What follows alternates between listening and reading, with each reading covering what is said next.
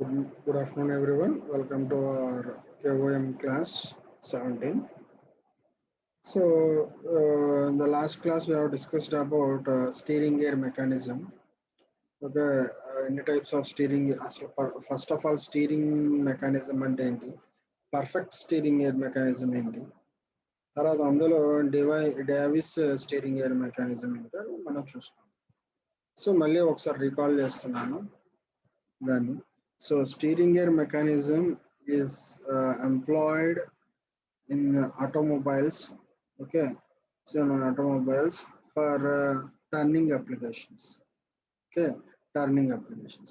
So మనం 4 wheels కూడా సైమిల్టేనియస్గా ఒకే రేషియోలో కనుక తిరిగితే స్కిడ్డింగ్ కానీ లేకపోతే స్లిప్పింగ్ కానీ జరుగుతుంది. దీని మూలాన there is a chance of accidents. అందుకనే so we use this sort of turning mechanism. For example మీకు చెప్తున్నాను, దీంట్లో బెస్ట్ ఎగ్జాంపుల్ తోపుడు బళ్ళు చూడండి ఒకసారి. అంటే మనకి ఈ వెండర్స్ అమ్మేటప్పుడు తోపుడు బళ్ళ మీద అమ్ముతారు కాయగూరలు కానీ ఇలాంటివి. వాళ్ళు టర్నింగ్ వచ్చినప్పుడు వాళ్ళు ఏం చేస్తారు, ఎందుకని మన బైక్ లాగా టర్న్ చేయొచ్చు కదా, కార్ లాగా. అంటే వాళ్ళు ఏం చేస్తారంటే బ్యాక్ వీల్స్ లిఫ్ట్ చేసి టర్న్ చేస్తారు. ఎందుకని అంటే టర్నింగ్ అనేది ఎప్పుడు కూడా 4 wheels అనేవి కూడా సైమిల్టేనియస్గా రన్ అవుతుంటే టర్నింగ్ అనేది జరగదు. ఓకే, టర్నింగ్ అనేది జరగదు. Same thing if you observe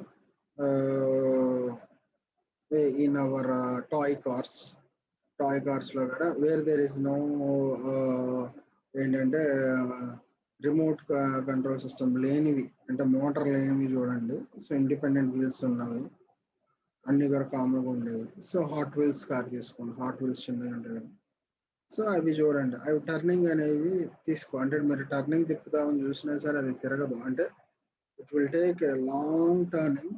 ఆ లాంగ్ టర్నింగ్లో కూడా స్కిడ్ అయిపోతూ ఉంటుంది. అంటే అది చిన్నగా ఉంటే కూడా మనం అబ్జర్వ్ చేయలేం. ఒక పెద్ద టాయ్స్ తీసుకోండి, ఎక్కడైతే ఇండివిజువల్ వీలింగ్ సిస్టమ్ లేనిది. ఓకే, సో ఇందులో మనకి ఇప్పుడు రీసెంట్గా వచ్చిన అప్గ్రేడెడ్ టెక్నాలజీలో 4-wheel డ్రైవ్ అనేది places a crucial role in ప్రస్తుతం ఉన్న ఆటోమొబైల్ ఇండస్ట్రీస్లో. సో 4-wheel డ్రైవ్ అంటే ఏంటో తెలుసా మీకు? అంటే మన కార్స్లో ఉంటుంది, అది మ్యాక్సిమం ఎస్యూవీస్లో ఉంటాయి. సో ఎస్యూవీస్ అంటే మనకి ఎండీవర్ కానీ, ఓకే, ఫార్చునర్ కానీ, మనకు అంటే ఇండియన్ మేడ్ అయితే. సో అందులో కూడా హై ఎండ్ వెహికల్స్లోనే అంటారు. ఎక్కువ అయితే మనకి రేంజ్ రోవర్స్లో వాటిలో చూస్తారు. ఓకే, అంటే what is mean by 4-wheel drive? 4-wheel drive అంటే మనం ఎలాగైతే నేను మీకు చూపించాను, అంటే ఫ్రంట్ వీల్స్ ఇండివిజువల్గా మూవ్ అవుతాయో బ్యాక్ వీల్స్ కూడా అలాగే ఇండివిజువల్గా మూవ్ అవుతాయి. అంటే బ్యాక్ వీల్స్ కూడా పవర్ ఉంటుంది. అంటే ఏ వీలుకి ఆ వీలు సపరేట్గా పవర్ని అటైన్ అవుతుంది. అంటే మీరు కనుక యాక్సిలేటర్ ఇచ్చినప్పుడు ఫ్రంట్ వీల్స్ ఒకటే కాదంటే బ్యాక్ వీల్స్, అంటే మీరు ఫ్రంట్ వీల్స్ న్యూట్రల్ చేసుకొని బ్యాక్ వీల్స్ని రొటేట్ చేసుకోవచ్చు. At the same time individual వీల్ని కూడా రొటేట్ చేసుకోవచ్చు. So this sort of advanced technologies now in 4-wheel drive. Okay, now coming to the topic, let us go into the next topics. Okay,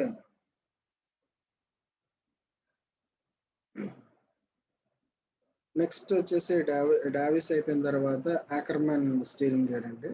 so ఈ యాకర్మన్ steering గేర్కి డావిస్కి పెద్దగా తేడా ఏముండదు.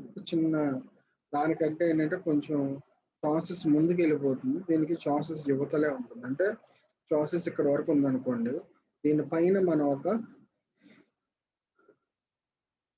Sliding Perni పెట్టాము. ఆ sliding పేర్కి రెండు ఒక స్లైడింగ్ మెకానిజము. సో వాటి నుంచి ఒక లింక్స్ మనం కనెక్ట్ చేసుకొని ఆ రెండు ఎట్లా మూవ్ అవుతుందండి. సో దీనికి ఏం చేసామంటే ఇక్కడ వరకు ఫ్రేమ్ ఉంటే ఈ లోపలికే మనం దీన్ని పెట్టుకున్నాం. సో దీనికి మీరు కనుక అబ్జర్వ్ చేస్తే ఇదే తేడా అండి. So Ackermann steering gear mechanism is much simple than Davis. So Davis కన్నా కూడా డావిస్లో ఏమవుతుందంటే ఆ స్లైడర్ మెకానిజం, థీటా 5 యాంగిల్ అంటే కొంచెం సమ్ సార్ట్ ఆఫ్ కొంచెం కాంప్లికేషన్స్ ఉన్నాయి. కాబట్టి దానికన్నా కూడా ఇది చాలా సింపుల్.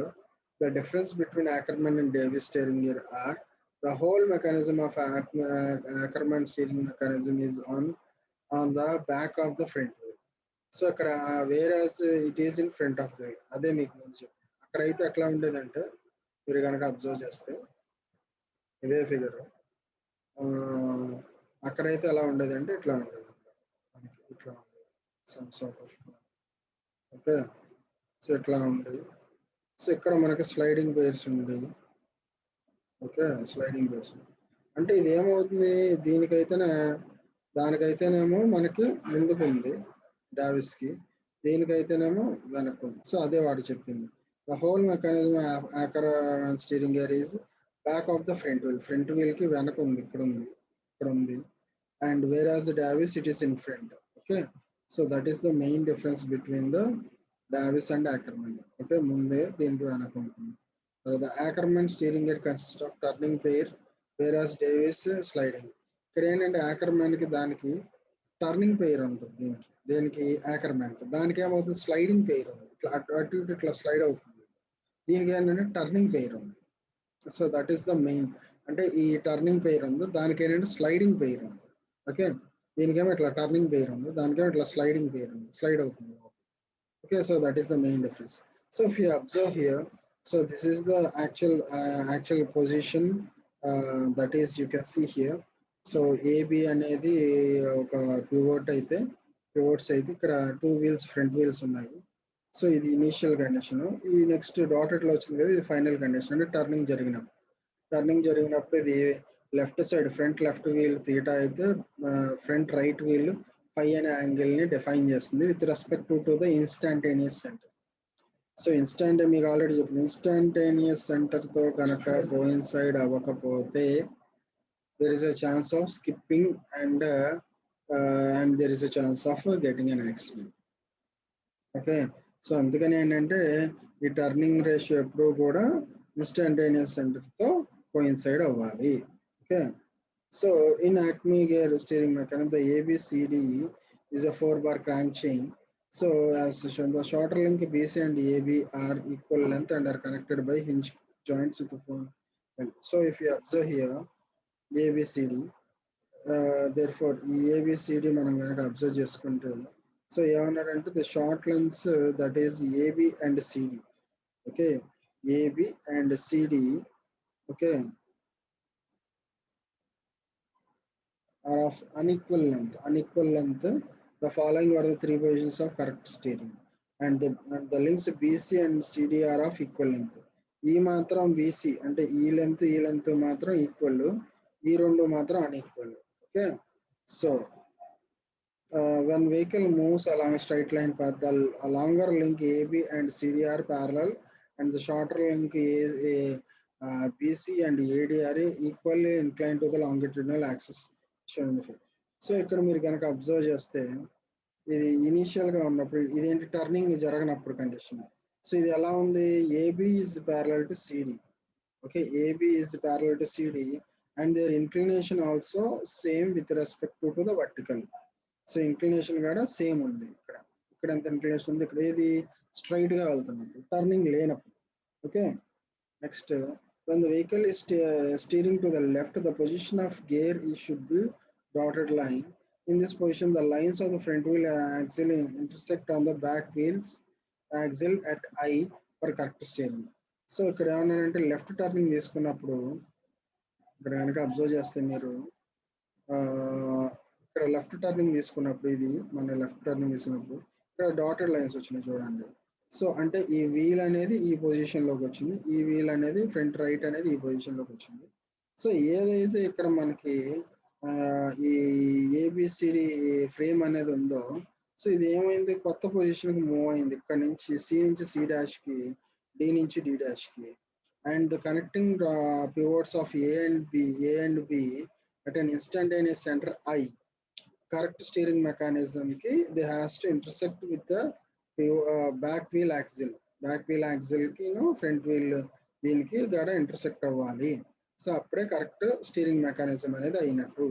ఓకే, సో దీన్ని బట్టి చూస్తే మనకి if you observe in this position the lines of the front wheel intersect the back wheel at axle at I for correct steering. When vehicle is steering at right, the similar position may be obtained in order to satisfy the fundamental equation for correct steering.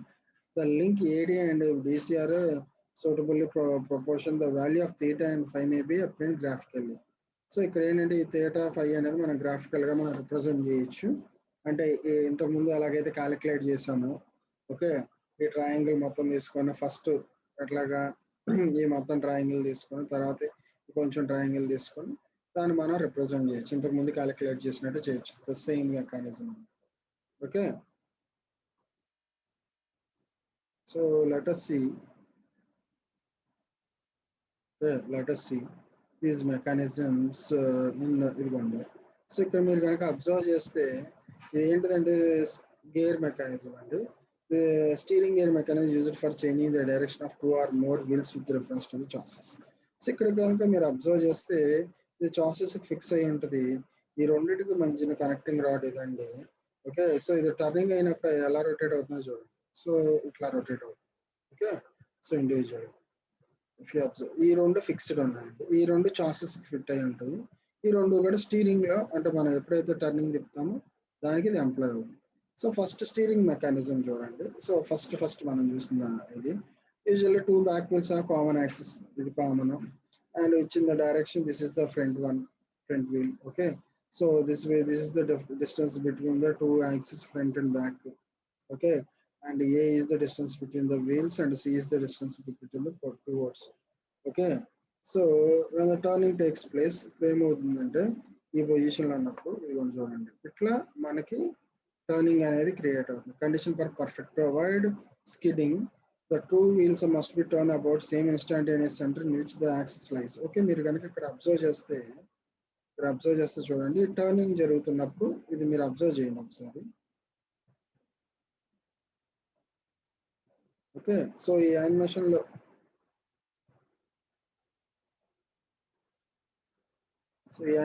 మీరు కనుక observe చేస్తే ఇక్కడ ఈ instantaneous centre తో ఎలా coincide అవుతుందో చూడండి turning కూడా.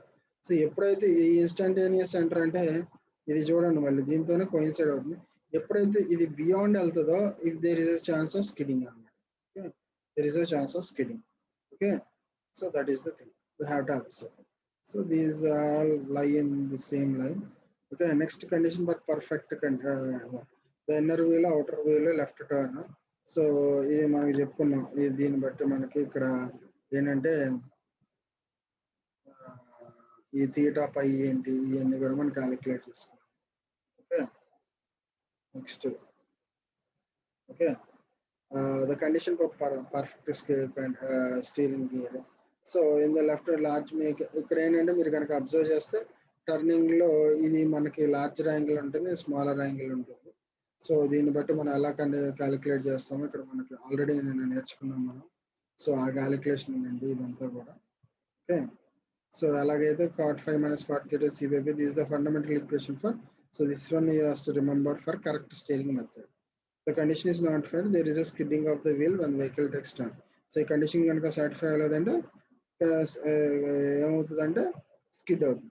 సో ఇది చూడండి ఇప్పుడు యాకర్మ్యాన్ స్టీరింగ్ గేర్ అనమాట. ఇక్కడ ఏమైంది లోపలికి వచ్చింది, సో ఇది ఏమో 4 బార్ క్రాంక్ చైన్ అండి. ఇది 4 బార్ క్రాంక్ చైన్ 1 2 ఈ రెండు కూడా అన్ఈక్వల్, ఈ రెండు equal.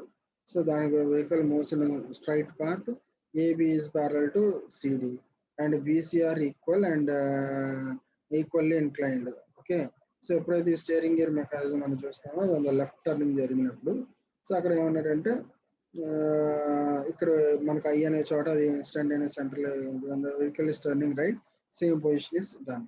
Next Davis steering mechanism లో ఇదేమైంది ముందుకు వెళ్ళింది. ఇంతకుముందు ఏంటి వెనక్కి వచ్చింది, ఏది మన ఆక్రమన్ లో డావిస్ లో ముందుకు వెళ్ళింది. సో ఈ రెండింటిని మనం ఇక్కడ పెట్టుకున్నాము. So you can observe here A and B respectively pivots, and C and D is the connecting rod of those this one BD key and AC key.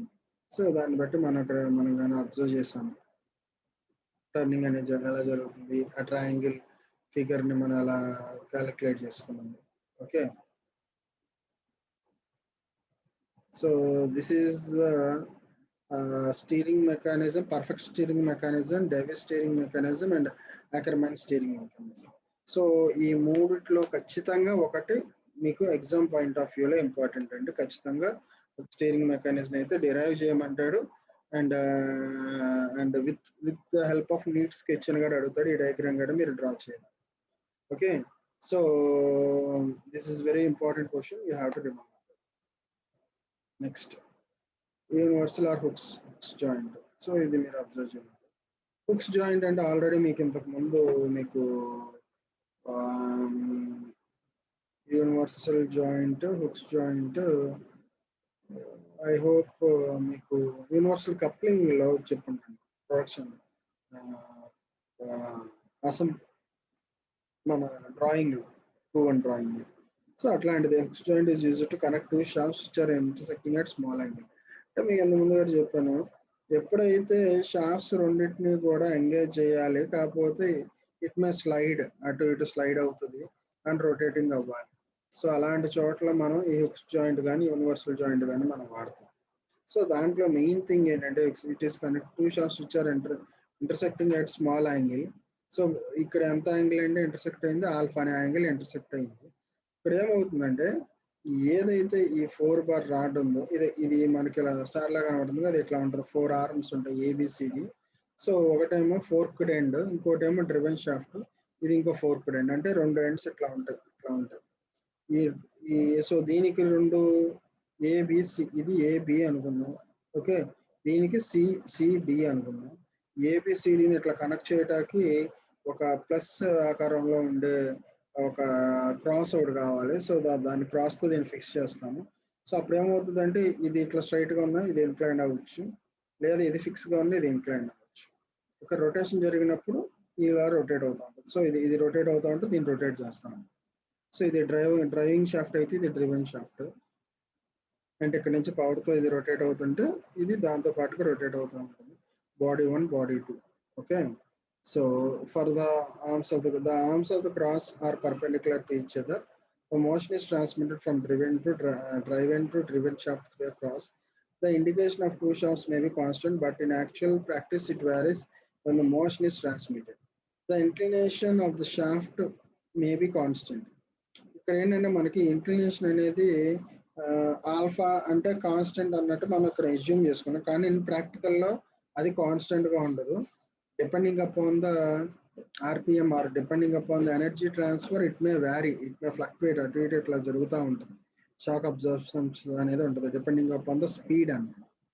Okay, it is also used for transmission of the main application of the universal or hook joint is found in the transmission of gearbox to the differential or back axial automobile.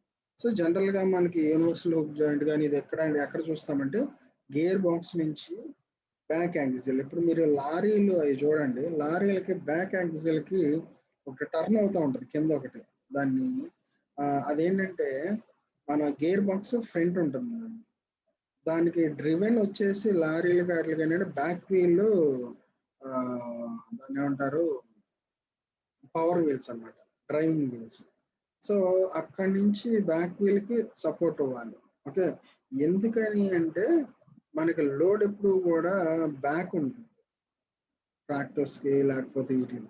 So అందుకని ఏం చేస్తారంటే లారీలకి వాటికి axis అంటే back axle కి మనకు ఒక long shaft ద్వారా axle rod అంటారు దాన్ని, ఈ యాక్సిల్ కి బ్యాక్ యాక్సిల్ కి కనెక్ట్ చేస్తాం. సో మనకేమో ముందు ట్రాన్స్మిటర్, ముందేమో పవర్ బాక్స్ ఇక్కడ ఉంటుంది, బ్యాక్ వీల్స్ ఇక్కడ ఉంటాయి. సో ఇక్కడ నుంచి ఇక్కడ ట్రాన్స్మిట్ అవ్వాలి. ఇదేమో పర్పెండిక్యులర్ గా ఉంది, ఇది ఇంకెక్కడ డౌన్ ఉంది ఇక్కడ ఇట్లాగా. సో అప్పుడు ఏమవుతుందంటే అక్కడి నుంచి ఇక్కడికి రొటేట్ చేయడానికి ఏం చేస్తారంటే అక్కడ ఇలా ఉన్న దానికి ఇట్లాంటిది ఒక యూనివర్సల్ హుక్ వేస్తారు, ఒకటి యూనివర్సల్ జాయింట్. సో ఇది రొటేట్ అవుతా ఉంటే ఇది కూడా రొటేట్ అవుతాం. అందుకని కింద మీరు ఎప్పుడైనా చూడండి లారీ కింద ఒక రాడ్ తిరుగుతూ ఉంటుంది, షాఫ్ట్ తిరుగుతూ ఉంటుంది. ఓకే, సో అది డబల్ హుక్ అంటే మనం ఇప్పుడు చెప్తున్నది సింగిల్ హుక్, డబల్ హుక్ కూడా ఉంటుంది. అంటే ఇక్కడ ఒక హుక్ ఉంటుంది, ఇది ఒక షాఫ్ట్, మళ్ళీ ఇక్కడ ఇంకో హుక్ ఉంటుంది. ఎందుకంటే ఇది ఇంక్లైన్ అయిన తర్వాత ఇది ఇంక్లైన్ గా తిరగదుగా, మళ్ళీ ఇక్కడ స్ట్రైట్ గా తిరగాలిగా. సో ఇక్కడ ఒక హుక్, ఇక్కడ ఒక హుక్, 2 హుక్స్ ఉంటాయి అన్నమాట. సో దాన్ని డబుల్ హుక్ యూనివర్సల్ జాయింట్ అంటారు.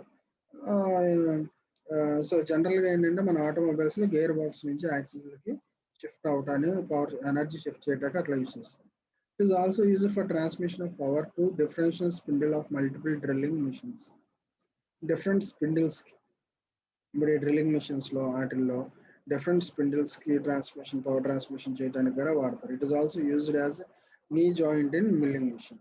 It is also used as నీ జాయింట్స్ అనమాట ఇన్ మిల్లింగ్ మిషన్. మిల్లింగ్ మిషన్లో ఏదైతే మనం ఉందో అందులో నీ జాయింట్స్ కూడా దీన్నే వాడతారు. This joint was first suggested by Da Vinci and was named after English physicist mathematician Robert Hooke, who first applied it to convert offset misaligned shafts. First దీనికి అనుకున్నది ఎవరంటే డావిన్సీ అనమాట. సో తర్వాత దాన్ని మ్యాథమెటికల్గా అంటే physicist and mathematician Robert hooks దాన్ని first apply చేశాడు అనమాట, మిస్అలైన్మెంట్ ఆఫ్ షాఫ్ట్స్. సో అందుకనే దీనికి ఏంటంటే హుక్స్ జాయింట్ అనే పేరు పెట్టారు. ఫస్ట్ అప్లై చేశాడు, కనుక్కున్నది అయితే డావిన్సీ, కానీ దాని ఫస్ట్ ప్రాక్టికల్ అప్లికేషన్ హుక్స్ చేశాడు కాబట్టి హుక్స్ జాయింట్ అన్నమాట. In case of automobiles, we use two hook joints at each end for propeller shaft.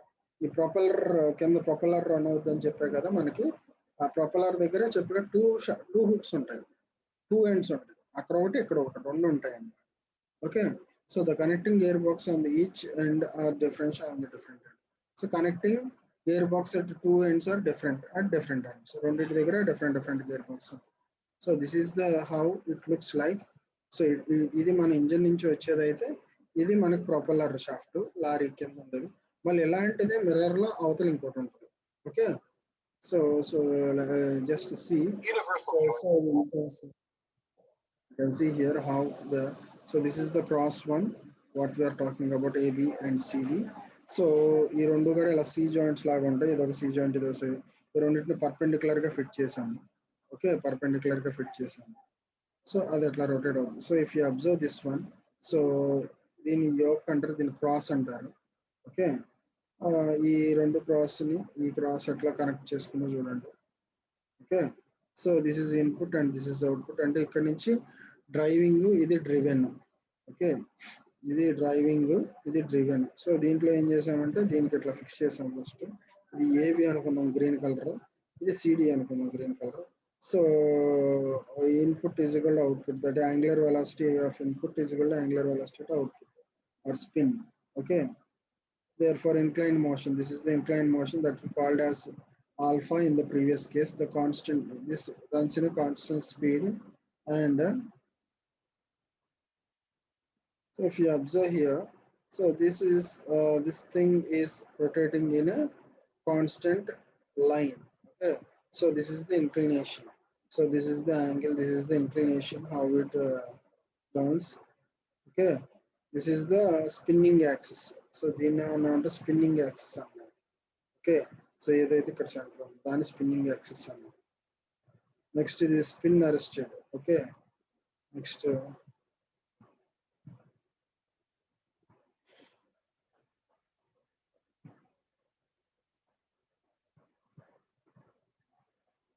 forward pin rotation. So this is input angle and this is output angle. Okay,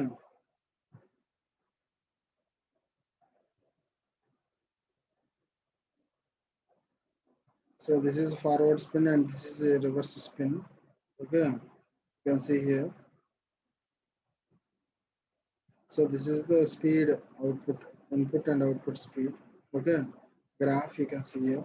So this will be the constant input and this will be the fluctuating input, and this will be the constant output. Okay, ఈ constant input constant output ఉంటుందండి. So lorry gear ఇట్లాగే ఉంటుంది మీరు observe చేస్తే. So ఇది మనకి propeller shaft అండి, ఇది ఇట్లా రొటేట్ అవుతూ ఉంటుంది కింద. సో పైన గేర్ బాక్స్ నుంచి వచ్చేది, ఇది బ్యాక్ వీల్స్కి వచ్చేది. సో ఇట్లా ఉంటుంది. Okay, so hope you all understand the class. Okay, so రేపు ఏంటంటే వెలాసిటీ రేషియోస్ అండి. So that is one of the important question, అంటే how to derive the velocity or different speeds for this one. Okay, తర్వాత velocity diagrams ఎలా draw చేయాలి అవన్నీ కూడా మనం నెక్స్ట్ క్లాస్లో, that is on Monday. Okay, we can see. So అది మొత్తం కూడా ప్రాబ్లమేటిక్ అండి. సో అది అయిపోతే మనకి సెకండ్ యూనిట్ అయిపోయినట్టు. సో మనకి ఇంకొక 2 క్లాసెస్లో సెకండ్ యూనిట్ కంప్లీట్ అవుతుంది. సో ఈ 2 యూనిట్స్ అయిన తర్వాత మీకు కొన్ని ఇంపార్టెంట్ క్వశ్చన్స్ ఇస్తాను, అసైన్మెంట్ ఇస్తాను. So you have to right down those questions, practice and submit it to me. Okay, మీకు ఇంపార్టెంట్ క్వశ్చన్స్ ఇస్తాను, ఎందుకంటే నేను చెప్తా మీరు వింటా ఉంటే సరిపోదు. So I will give you some assignment questions and you have to prepare that one and submit the assignment, okay, through our whatever WhatsApp group or whatever, I will let you know. Okay, so I hope you all understand the class. Thanks for listening the class and thank you.